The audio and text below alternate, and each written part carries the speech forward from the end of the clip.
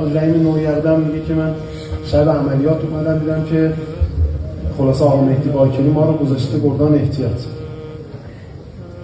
یا آقا من قاطی کردم رفتم آقا مهدی همین مونده بود ما رو بذار منو بذار روشون. گفت رحیم هایگو نکن برو بینم همین گردان احتیاطی میشه. من زیر بار نمیرم. فردا توی لشکر میتونم راه بریم آبرومون میره. حالا من هیچ بچه گردان قبول نمیکنم بیان برن احتیاط. میگه اینقدر اصرار کردم تا آخر آقا مهدی رو راضی کردم. آقا گفت باشه رحیم رو بذارید وجود. میگه چشمتون روز بعد نمیشه عملیات زدیم به خط. راست شکست، چپ زد شکست، هر چیز زدم نشکست.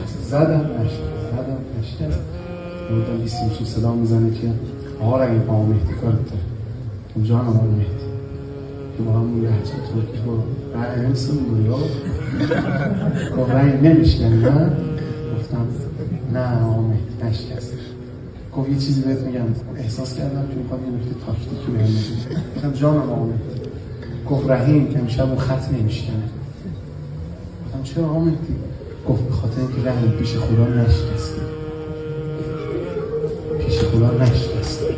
تا پیش خدا نشکنی اون خط امشب نمیشکنه. تو فکر کردی خود ما خط میشکنی یه بیسیم رو دادم و بسید به بیسیم چه افتادم پای. من این چیزا رو نمیفهمم خدا شد. اما شما از نشنوید کی گفت برای که به دل یکیتون افتاد بچه ها نیمه شب صورت به خاک مالیدن میخواد. خدا شد. من نمیفهمم این حرفا اما میفهمم که این حرفا درست.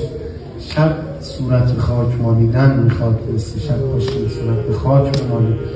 میگه افتادم به زمین صورتم گذاشتم روی خاک محاسنم رو میکشیدم روی خاک میگفتم خانوم غلط کردم. خانوم ایجاد این همینجور که داشتم گریه می‌کردم یهو دیدم بیسیمچینی صدا زد آقا رحیم خط شکست. خط شکست. گریه میخواد، تضرع میخواد. اونم نه یه نفر، نه دو نفر، نه سه نفر. باید تلاش بکنید یک ملت بلکه امت همه با هم میگن ایاک نعبد. با هم باید بگیم ایاک نعبد. وقتی همه با هم گفتیم نعبد و خداوند متعال میگه حالا بیا تو بغلم ببینم اصلش همین بود تا اینجا اومدیم.